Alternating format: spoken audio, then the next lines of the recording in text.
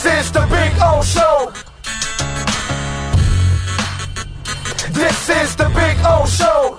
The one and only Michelle Kaufman is ready to go. Talk a little bit about that InterMiami mess going on.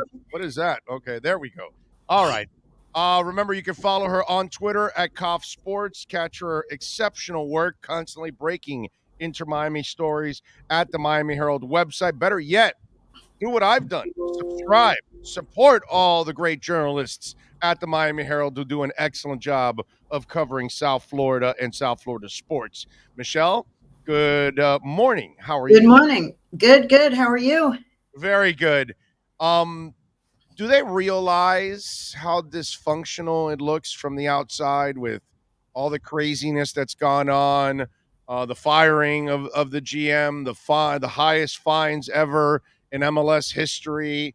You've got the stuff that went on with Higuain talking that he thought he could smoke cigarettes and just score 50 goals in a year, and now we've got Neville, who it just makes you look like a sore loser. When you're not a good team, you really shouldn't be complaining about the refs. And then you get to the point where you go to the extreme of cheating, and now you come back the next day and you apologize. And so now I'm looking at dysfunction and bipolar-like, actions there. Not that I'm trying to make light of anyone that is suffering from that condition, but man, dude, it's Jekyll and Hyde, helter skelter. Like, what the hell is going on in that organization? Well, I mean, I think if you lump that all together, yes, it does look that way. I think each one of the things you discussed are all different.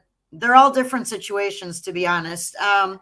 What happened this week is, yes, the culmination of 5 losses in a row, the last 3 by 1-0.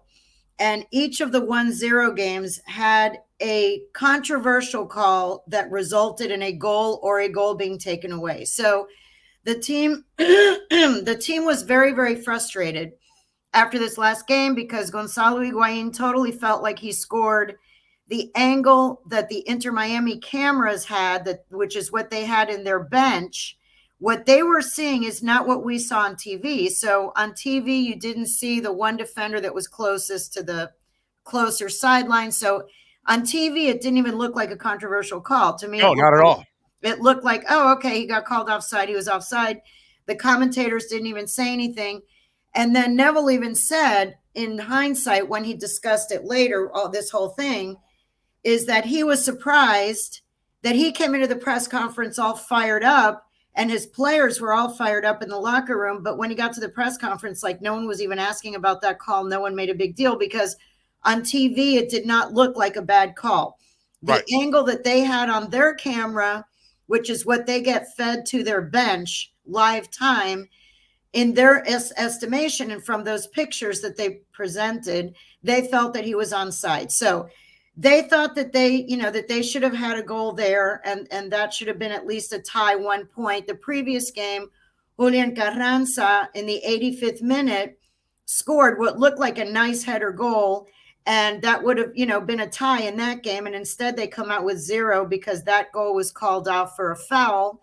And then in the previous game before that, but it was a foul, and then the LGP one was a handball. No, they're saying no. The handball one was very questionable because they said his arm was not necessarily. It was not deliberate that he was moving his arm to the back. In any case, they can say whatever they want. I saw it, and that was un descarado trying to get away with a play. That's what it was. You're not kidding me on that one. Right. All right. Well, that one, whatever. That's up for debate. Right. The point was that there were. The point was. They lost 3 games by 1 goal. They were upset. He had a meltdown. He apologized. He got fined by the league. He had meetings with Howard Webb, whom he knows very well and respects a lot. They know each other since England, and he oversees the whole pro referee program that MLS and U.S. Soccer have. So he met with Don Garber. He met with Howard Webb. He's, had conversations with all these people and was very contrite yesterday and apologized and said, look, I'm a new manager in the league. I got worked up. We were frustrated. I used the wrong words. I should never have said cheat. The thing they were most upset about was not that he questioned the calls, but that he, suggested that they were cheating, that they got robbed. Right. And, the Referees Association came out and said, no, we don't cheat. We don't rob people. You may disagree with the calls. Yes, sometimes mistakes are made, but we don't cheat teams and we don't rob teams. So anyway, I think they really want to put that behind them. The thing he talked about most yesterday is the real problem with the team is that for the last 2 years, they've been like the lowest scoring team in the league. This goes back to last year. This year's team, at this point, I'm putting in my advanced story, which I'm about to post. This year's team is actually less productive than last year's team. Last year's team finished with 25 goals in 23 games. This year's team so far has the same 25 goals through 28 games. So this year's team is scoring less than 1 goal a game. Last year's team scored just a smidge over 1 goal a game. So he talked at length yesterday about players other than Gonzalo Higuain having to step up because, he's really the only guy he's got 10 goals. Robbie has 4 and Rodolfo Pizarro has 3. And, I think we spoke in the last week that their problem with scoring, it's just that group of players is not, I think, and from the indications I'm getting, after this season, there will be some major lineup changes on this team, roster changes. He said yesterday that he and Chris Henderson are looking to lower the age of the roster. He used that phrase. He said, we need to lower the age of our roster because he said MLS used to be 15 years ago a retirement league. At least that's how it was perceived. He said, now it's a young man's league, and that there are a lot of good players on the other teams they're facing who are coming up through the academies. You look at Pepe, guys that are 18 years old, 19 years old, they're the guys who are playing well in this league, and the old retirees are struggling. And especially in a place like Miami, South Florida, it's very hot, and it's very hard to recover. When you're training in the heat every day, we know how hot and humid it is in Miami, and it's a game where you run around a lot and you have to be really fit. And so he mentioned yesterday that in the off season, they will be looking to, quote, lower the age of our roster. So at the time being, right now, they have who they have. They have 6 games to go with the men that they have, and they have to try to find a way to score because that's been, look, the last 3 games, they've lost 1-0. So they've allowed 1 goal each of the last 3 games, but they haven't scored any. Right. So they need to find a way to score. A couple things off of what we were talking about here. First of all, I'm glad that they're going to go younger. One, they have to go find diamonds in the rough because they don't have the cap space anyways to go pay for somebody. So that's very understandable. And one of the problems that has been existing all year long, and it includes with Higuain, you can tell they're not athletic enough. There's not enough speed. Not enough speed on that team. There's no speed on this team, and Higuain, the ball gets taken away from him constantly. He can't reach balls constantly because he gets outrun by people constantly. And this is their best player, and that's why he has to just hang out in the box and wait for something to score, because out in the open field, he doesn't have the kind of speed to actually cause any kind of damage. And most of these guys can't outrun anybody. So that's Lewis Morgan. That has been a major problem for them all year. And I thought the Vasilev kid was going to add something because he's younger, brought a little speed early on. He was kind of making an impact. That's kind of faded away too now in the last couple of games. I don't know why. I can't explain it. Did they figure him out? Are they not using him? But there's no doubt that this team is far from athletic, and it just clearly doesn't have the kind of speed it needs. Yeah. I mean, I think, Lewis Morgan has speed. Robbie Robinson has speed. Vasilev has speed. Beyond that, there really isn't much speed on the team. And yeah, that's definitely an area that they have to improve. I mean, you just see it week after week, exactly what you're saying. And Gonzalo he seems to be just increasingly frustrated week after week. His arms are flailing and flailing and flailing. And, because if he stays in the box, I think in his mind, If he stays in the box, which is really where he belongs because he can't run around, he is still a good finisher. But if he stays in the box, he's not getting the service. So Right. he gets frustrated with that. Excuse me. Then if he leaves the box, which he does a lot, he drops back. He drops back and retreats and runs all over the place to try to create because he's so frustrated that no one's creating for him. So then he tries to create on his own. But what happens when he does that is he retreats and then someone tries to get him the ball then, and then he can't run back forward to catch it. Then he's too far back and he's out of position and he doesn't have the speed to get back to the front. So, while he is the highest scoring player on the team, he also, the way he plays is also, the way he's trying to do everything on his own is detrimental to the team too. So he's like the leading scorer on the team, but he's also in some ways maybe preventing other guys from creating some stuff because he's all over the place. So, but you see his point. He's like, hey, I'm the only guy in the team who's scoring. So I got to run around. I got to get the ball. I got to do what I can. I got to score. He's very desperate to score. So yeah, they're kind of a mess offensively, to be honest. They need to make some big changes in the offseason for sure. What's your gut tell you with the 3 DPs? Because I think in a perfect world, to be brutally honest, you get rid of all 3 of them. Yeah, okay? I think for sure 2 of them will be gone. 2 out of 3. Pizarro The problem is I just think that it's going to be even if they wanted to just start over with the DPs, you have to find someone to buy those DPs or a way to get rid of those DPs. The only thing I could think of is, if Higuain decides to retire or something like that, that would be one solution there. If he decides not to play, I don't know. He really has been their leading. He has 10 goals this year. He has 10 goals. The next highest player has 4. They'll keep him because, like you just said, they can't get rid of him. What they'll need to do is get rid of Matuidi and Pizarro.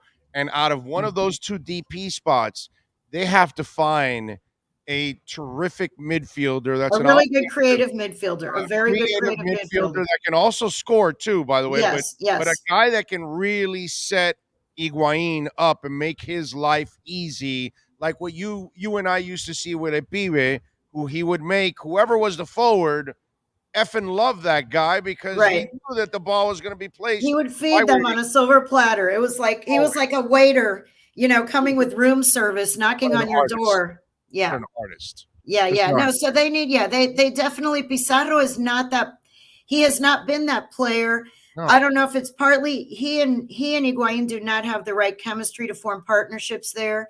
And then Robbie and Higuain are at the opposite ends of their careers. And so, Robbie is just learning and he's coming from college. And then he's supposed to partner with a guy who's, played on the Argentine national team and has played in Juventus and played in Real Madrid or whatever. Those 2 guys are they're in different places right now in their careers. So they don't seem to have the chemistry, and Higuain does not seem to have the chemistry with Pizarro either. So there's definitely a disconnect in the front there in those trios. And then we talked, I think last time, but Lewis Morgan, last year, Lewis Morgan was a huge part of the offense. And now that they've moved him to a wing back, he's not creating as many chances. He's not getting as many assists. He even scored last year more. He was the leading scorer, I think on the team last year. Yeah. So, it's the offense is definitely not working. And I don't know what's going to happen the next 6 games. They have 6 games to go. They don't want to, they've already lost 5 in a row now. They really need to find a way to turn things around. And I think they feel that defensively they have, like I said, they only gave up 1 goal each of the last 3 games, but they have not scored a single goal in the last 3 games. So I'm with you. And I'll say something about Robbie that I don't think most people would end up saying it. I think Robbie's problem is he needs to grow up. He needs to toughen up. When I see Robbie, I see an incredibly talented player. I just don't see mentally a tough player. I don't see a guy. I see a kid still is what I see in him. I see kind of a kid that's still soft. He's not hardened yet enough, and I don't know what it's going to take. I don't know if he has it in him, but that to me, it's an attitude thing with Yeah, Robbie. you can see it. You can see it. And I think that going to Chile, That would have it would have been good if he would have stayed there for a if he while. would have stayed, but he didn't. And that, in my mind, I mean, I'm just playing, armchair psychologist, whatever. I think that hurt him because right at that moment, he had finally found the confidence. You could see it. He scored in a couple of games back to back. He was like, I won't say he had a full swagger. We're talking about Robbie Robinson. He's not like a swagger kind of guy, but he seemed to be playing with confidence, much more confidence than he had earlier. He had gotten over the hamstring injury. He was a couple of games back to back scored, and going out and celebrating with the crowd and his teammates surrounding him and all that. And then those 4 days, it was just a 4-day stretch, but to go down there and feel it looked like he just felt so out of place there, and it just wasn't the right place. He got homesick again and wanted to come came back. And then to deal with the Chilean fans, they were brutal to him. And he doesn't speak Spanish, but he knew, based on literally thousands of comments he wrote a nice little Instagram. Thank you so much for the opportunity. I really enjoyed my time in camp. I learned a lot, whatever. And they roasted him and toasted him. I mean, they just skewered him. And, I don't know. I think that seemed to have an effect on him, because the next couple of weeks after that, he struggled, and he's trying to find his way back now again. But he's been up and down. He definitely has the physical talent. He is fast. For a guy his size, the guy has speed. The guy can take guys on. But I do think, again, and we may have discussed this, but I think he's much better as a left wing or on the wing than he is. He's not really a 9. He's not as good with his back to the goal. He's the only guy on the team that can break people down. Only guy that can dribble through traffic and survive and get a shot off. Yes. They don't have anyone else on that team. They might have a guy or two that might get through the traffic, but he's gonna lose the ball in the end. Right. Robbie's the only guy that can get through the defense and get in the box and have a shot. Yeah, he and has Phil, all right. the skills to be a stud He in does. this league, but until he is mentally tough, he is never going to get there physically. Well, Phil said yesterday that they've been doing a lot of real deep analysis of the forwards and what are they doing, what are they not doing, whatever, who is creating chances at least. And he said that at this moment, other than Gonzalo, that the only other player who's really creating the most chances is Robbie. He said that the last 3 games, Robbie, against Atlanta, Portland, and New York, that Robbie Robinson did have the best chances. He did not finish, right, but he had the best chances, and finds himself, what he said is Robbie does either create or find himself in positions to score more than the other guys that they have. And he said, the question now is that ruthlessness. He keeps talking about the ruthlessness, which is, I think, what you're talking about too. Yeah, he also talked about on corner kicks and wide free kicks, that he thinks the players have not been aggressive enough in the box. Like he said, when you have a corner kick or a wide free kick, you've got to really want to be the guy who goes in there and attacks that ball. He said there's one ball and one guy in the box is going to attack that ball. And who is that guy on this team? Who is the guy that is throwing himself in there time and time again to try to get to those balls? He said, that's what he thinks is lacking too. Yeah, let me listen, and this. Very few people, I think, in the audience are going to pick up on this.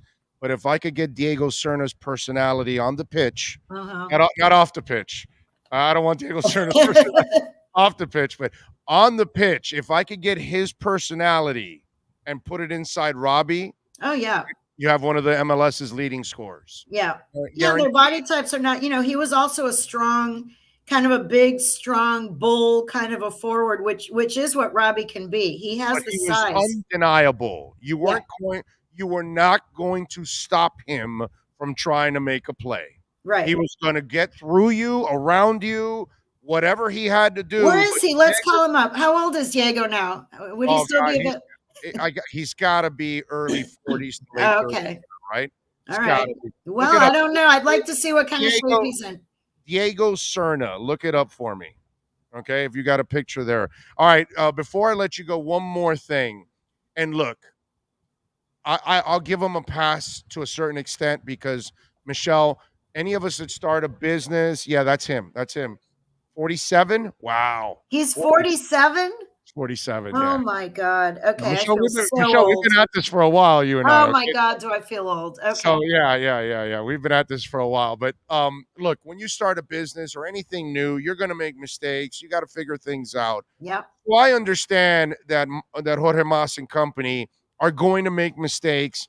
It's a new business. It's a new type of venture for him. This is not something that he's used to. Neville also, coaching in a men's professional league for the first time, and Yep. there's a lot of frustrations And in that the United States, MLS is a yeah, complicated league to understand. Yeah. very complicated. Yes, and not nearly as easy as people make it out to be. And I think Higuain has learned that the hard way, like a lot of other players when they've Well, come. Neville said that too. By the way, yesterday, a reporter from The Guardian was on the conference call, and the Guardian reporter asked him, how's it going your first year? How would you summarize and everything? And Phil gave kind of a summary, which is where he mentioned that he wants to lower the age of the roster for next year.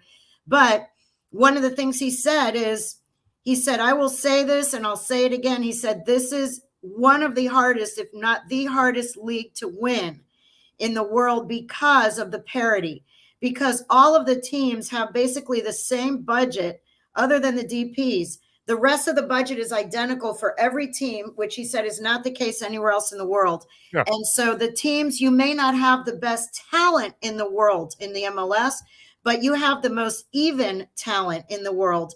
And he said that, every team, the difference between, the New England Revolution has 62 points and they've run away with it. But everybody else from number 2 to number 14 is not that big of a difference. Nobody should kid themselves. Miami at number 11 is not that different from a team at number 3. And they all beat each other through the year and they tie each other and whatever. You don't have like 3 teams that dominate and then a giant cliff to the rest. Yeah. So, he said that it's a very, very difficult league to win because of the parity and also the different time zones and the climates and all the different things that go on. So he said himself, look, I have learned so much just in the 8 months I've been here, but there's still a lot more to learn and a lot more to go. Yeah. Sure. And the one thing I want them all to learn is when you suck, don't point fingers. When you want to point fingers when you're having success. And if somebody derails you from having more success, that's when you can get pissed and point fingers. But when you've been really a franchise that hasn't had a lot of success so far in its first 2 years and you're having a terrible season, I just think it's a terrible look for you to play the sore loser game. And I think that's what Neville did. You want to complain? Man, send the letter behind the scenes. Don't, do something behind, but publicly, when you're a bad franchise, you've got nothing to stand on, and you cannot be pointing fingers at anybody when you're not doing anything right in your house. And that to me would be the message that I would send to InterMiami. First, fix your house before you actually challenge anyone else at what they're doing in their house. That's all I would say to them. All right. Good message. I hear you. You I hear what agree? you're saying. You agree? Yeah, I agree. I also think there are probably some psychological games that go on in locker rooms where coaches maybe at the end of a 5-game losing streak where Gonzalo Higuain is very upset, maybe a coach deflects some of the criticism from the team by distracting, Right. I mean, maybe even subconsciously. But I don't think it was a mistake. It was a mistake. He admitted it was a mistake yesterday. I think he flew off the handle. He had a meltdown. I get it. He should have calmed down before he spoke to the media. I think he spoke to us too soon after that game. And from what he told us, the locker room was, the players were all really mad and they all felt that they got gypped from the 3rd game in a row and blah, blah, blah. Like that was the mood Right. That was not the mood among the fans or anyone who watched on TV, because to us, that didn't look like a bad call. But to those 23 players and the coach in the locker room, they were all, all upset. And he comes out of there like, yelling and defending his team and whatever. And we were just like, we were a little caught off guard because we didn't even view it as a very controversial play, because off TV it didn't look like one. No, it looked like the right call, actually. It looked like the right call. So, right he definitely admitted yesterday that he used the wrong language. He spoke off the hip. He said, I shouldn't have done that. He needs to respect the referees. There needs to be mutual respect, that over a 34-game season, everything should even itself out. If you go back and look at all the games they've played, I'm sure there've been calls that went the other way, where the other team got something that they shouldn't. You know what I mean? It's sports, and they scored that goal on him. It went inside, and it bounced out from Marshman, and they didn't give them the goal. Right? Yeah, that one. Yeah, that was. It happens, man. It happens. You know what? Go win the next 6 in a row, and then you can come back and say, you see that game that they stole from us? That would have helped us. Then, for me, that's what you got to do. Fix your house first. Then you can point at other people that aren't doing their jobs. Right. No, I agree. I agree. It was InterMiami is far from pointing fingers at anybody right now until they fix their house. Right. No, Nick Marsman said it yesterday. He said, we can sit here and talk about referees, or we can talk about how to improve our team. He said, I'm choosing to talk about how to improve our team. Amen. So, yeah. Follow her on Twitter at Kauf Sports and catch her exceptional work covering InterMiami and constantly breaking news at the Miami Herald. As always, Michelle, thank you. Enjoy the soccer over the weekend. We will. All right. By the way, Miami FC tomorrow night has a home game. So that's right. Yeah. There you go. Anyone looking for a home game tomorrow, go to FIU tomorrow night. All right. I'm going to the Fix tomorrow night. I'm going to go. Okay. Enjoy. Right. You be good. Take care. Bye-bye. There you go. The great Michelle Kaufman. There we go. We love it. All right.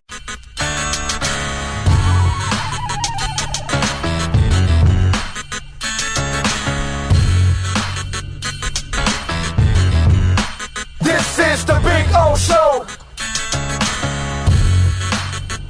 This is the Big O Show.